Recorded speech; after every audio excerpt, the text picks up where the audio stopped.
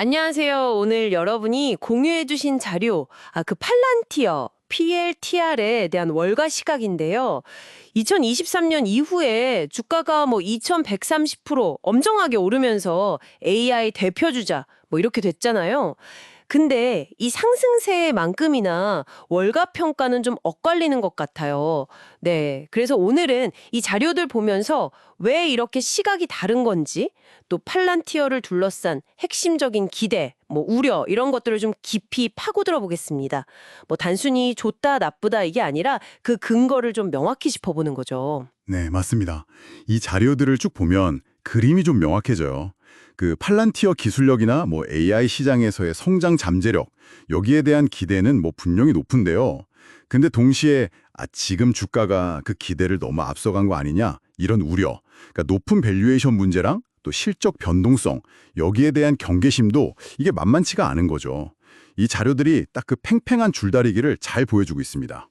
그 긴장감이 구체적인 수치로도 좀 보이는 것 같아요.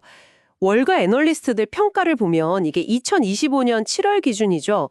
보유 의견이 한 14명, 15명으로 제일 많고, 네, 보유가 제일 많고요. 예, 매수랑 매도는 각각 뭐 한 4, 5명 수준이라고요. 네, 그 정도 수준입니다. 근데 여기서 좀 눈에 띄는 게 매도 의견 비중인데요. 맞습니다. 전체 의견 중에 매도가 한 20에서 25% 차지한다는 건 상당히 이례적이에요.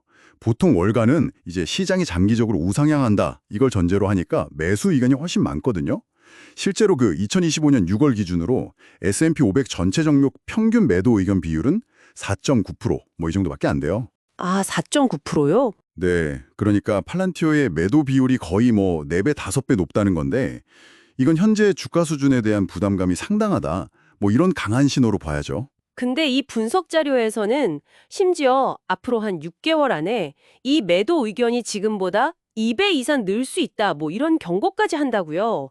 와, 이거 상당히 강한 경고인데 어떤 근거들 때문인가요? 네, 몇 가지 핵심 요인들이 지적되는데요. 첫째는 역시 그 밸류에이션 부담입니다. 그 주가 상승 속도가 기업의 실제 성장 속도보다 너무 빠르다. 뭐 이런 분석이죠. 너무 앞서갔다. 네. 둘째는 그 핵심 고객인 정부 부문, 여기서의 성장세가 좀 둔화될 수 있다. 이런 우려. 그리고 또 민간 부문에서는 경쟁이 점점 치열해지고 있다는 점. 이것도 있고요. 마지막으로 단기적인 실적 변동성 가능성. 이것도 위험 요인으로 꼽힙니다. 그 분석가들이 구체적으로 어떤 경쟁을 좀 우려하는 건가요? 자료에 뭐 언급된 내용이 있나요? 직접적인 경쟁사 이름보다는요, 이 데이터 분석이나 AI 플랫폼 시장 자체가 커지면서 다양한 기업들이 좀 유사한 솔루션을 내놓으려고 하고, 그러다 보니까 팔란티오의 그 독점적인 지위가 예전 같지 않을 수 있다. 뭐 이런 점을 지적하는 것 같아요. 시장 자체가 커지면서 경쟁자가 많아진다. 네. 특히 그 민간 기업 고객을 확보하려는 경쟁이 좀 심화될 가능성을 주목하는 것 같고요. 그리고 일부 분석가들은 뭐 AI 산업 전반의 단기 성장 기대치 자체가 좀 과도하다 이런 시각도 제시하고 있습니다. 그렇군요.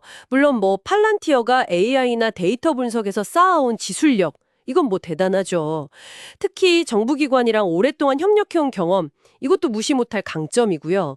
꾸준히 매출 성장하는 것도 보이고요.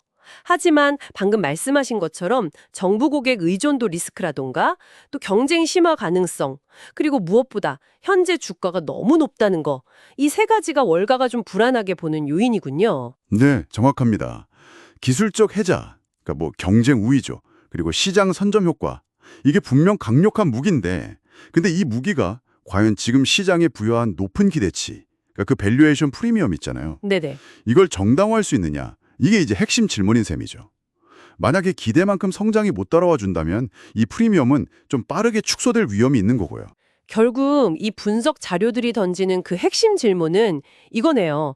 팔란티어의 그 기술적 강점이 월가가 우려하는 높은 밸류에이션, 정부 의존성, 경쟁 심화, 이런 리스크들을 다 상쇄할 만큼 앞으로도 계속 강력할 것인가? 네, 바로 그 지점입니다. 그래서 이 자료들은 장기적인 잠재력이랑 단기적인 위험 요인들 이걸 좀 균형 있게 보면서 신중하게 접근하라 이렇게 권고하고 있어요. 특히 앞으로 한 6개월간 발표될 실제 기업 실적들 그리고 애널리스트들의 뭐 목표 주가나 의견 변화 추이 이런 걸 좀 면밀히 지켜보는 게 중요하다. 이렇게 강조하고요. 유망주다 이런 기대와 또 고평가 논란 사이의 그 팽팽한 긴장감 이걸 좀 화면할 수 있었네요. 여기서 여러분께도 한 가지 질문을 던져봅니다. 미래의 잠재력과 현재의 가치평가 사이의 그 간극 있잖아요. 특히 팔란티어 같은 이런 기술주를 볼 때 여러분은 이 균형점을 어디에 두시겠습니까? 한번 좀 고민해 보시면 좋겠습니다.